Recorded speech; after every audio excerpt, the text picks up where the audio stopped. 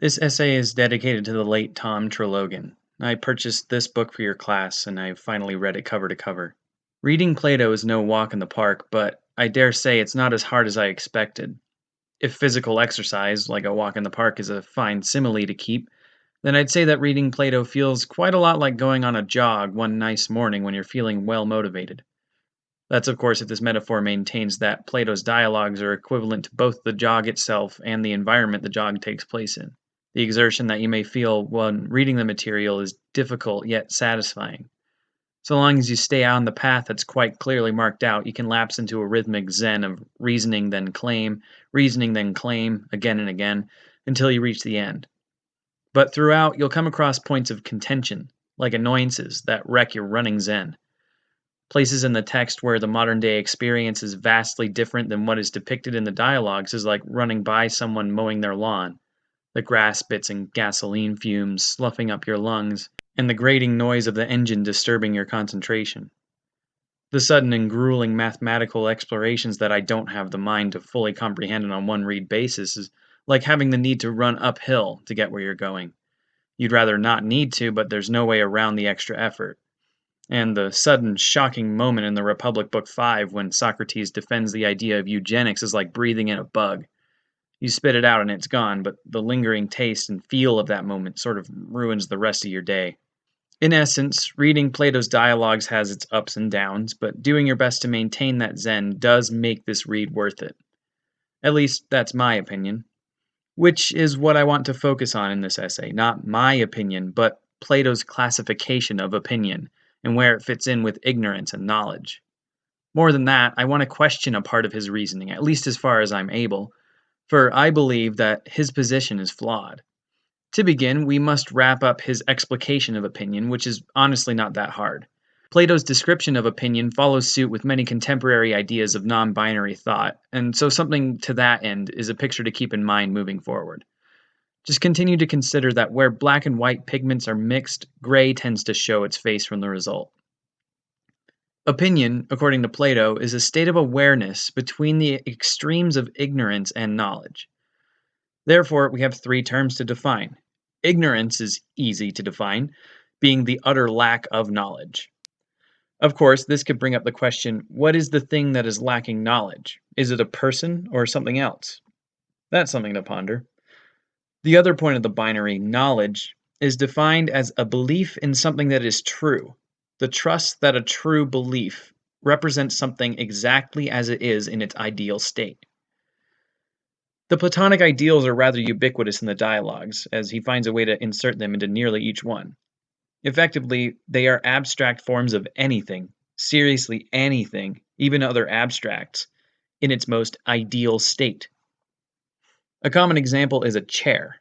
Every chair we see on Earth is definable and recognizable as such, and that is because there exists within the heightened ether the chair, the single most ideal chair that every other chair takes its blueprints from. It is a chair that cannot be improved upon, that cannot change and will never cease to be so long as there are chairs to be sat on. In an abstract sense, all other chairs act like or participate in the form of this one chair, so as to be able to be a chair themselves. Now take this idea and extrapolate it to anything else. Consider an ideal stove or an ideal pane of glass. Take it another direction and consider an ideal joyfulness, an ideal sound, an ideal justice, and finally, or firstly, the ideal truth, which would be knowledge. Knowledge is, therefore, the ideal truth as apprehended by belief within a person. Ignorance is total lack of that apprehension. In between this binary is where opinion lies. Opinion is an apprehension of something by way of belief. What that something is can be flexible, as are most things on a spectrum. The very first step above ignorance, or the first type of opinion, is apprehension of error by simple belief. It's believing in something that is incorrect, something that is provably wrong, that is otherwise not a representation of knowledge. Whether willful or no, the subject in question believes in error, and it being an apprehension of a belief, it cannot be classified as ignorance. Note as well that the belief can still be measured as true, because so long as the belief is apprehendable, i.e., it can be genuinely considered a belief at that the very least one person upholds, then it is a true belief. It is the justification that would ideally be put into question. The next type of opinion is belief in the truth without reason. Anytime someone is right about something but cannot put their finger on exactly why, they are participating in what Plato calls in the Meno right opinion. It is right because it apprehends the truth, but again, there is no reason given as to why. As soon as someone supports their right opinion through reasoning, or as Plato and his school called dialectic, then their right opinion can be truly knowledge.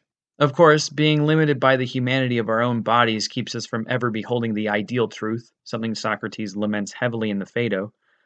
But Plato's opinion, and I chose that word carefully, is that the closest us as people can get to knowledge is via this method, using dialectical reasoning and true belief to describe as fully as possible the abstract, ethereal truth that exists nowhere and everywhere about us.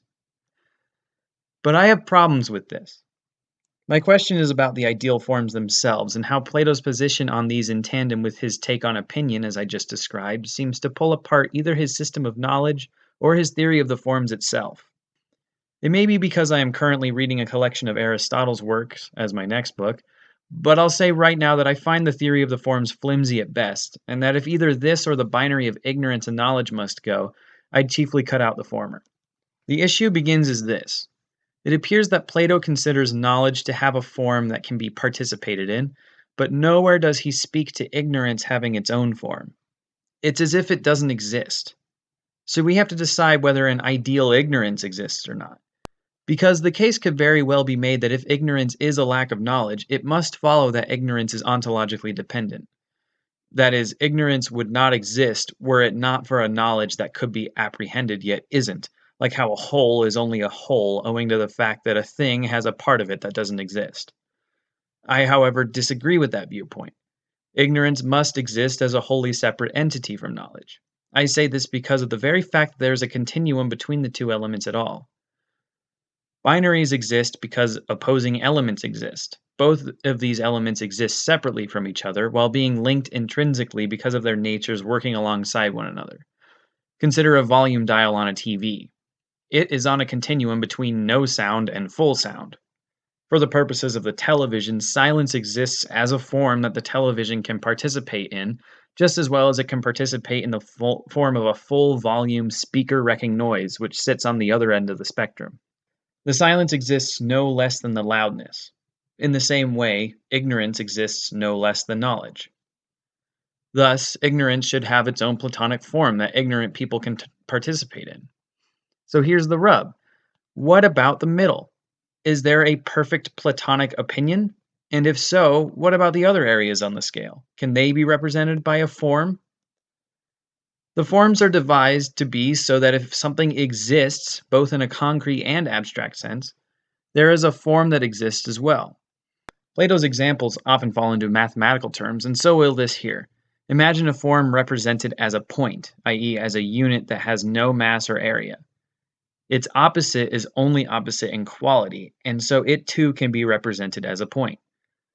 If these 2 points are connected as on a continuum, then they are connected by a line segment. And what is a line segment, if not an innumerable amount of points, all directly next to each other in a series?